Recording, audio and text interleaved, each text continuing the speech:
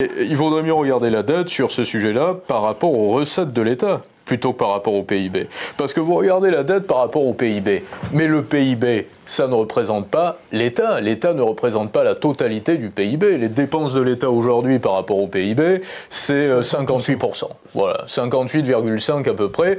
C'est le plus élevé par rapport à l'OCDE, 42% de moyenne pour les pays de l'OCDE, et en Europe, on n'est pas très loin également, entre 42 et 50%.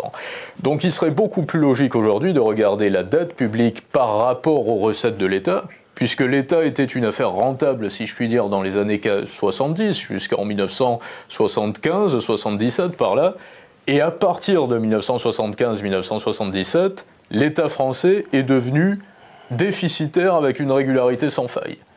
Donc c'est sous cet angle-là qu'il faut aborder l'endettement. Sans parler des pays exportateurs, on y reviendra également, qui achètent avec de l'impression de monnaie que nous opérons dans nos pays occidentaux, de la dette occidentale, essentiellement. Ce qui se produit depuis Bretton Woods, depuis 1945, et ce qui représente un système qui est peut-être en train de, sinon de s'effondrer, mais de battre de l'aile.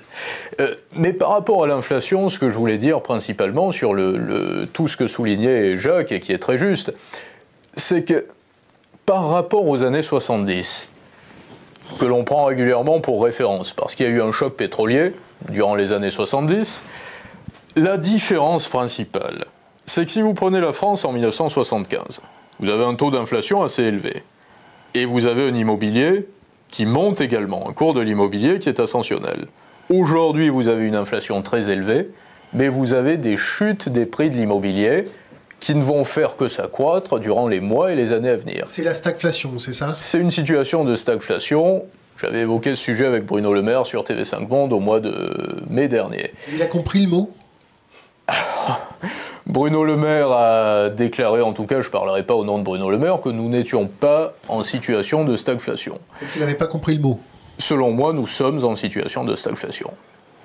Mais lorsque vous êtes aux manettes, vous avez naturellement beaucoup moins d'aisance que je n'en ai aujourd'hui parce que je suis entrepreneur et patron de presse et pas ministre. Je ne regretterai pas d'être ministre parce que je suis profondément souverainiste et républicain et que j'aimerais beaucoup être au service de mon pays, mais j'aurais une parole probablement beaucoup plus muselée si je l'étais.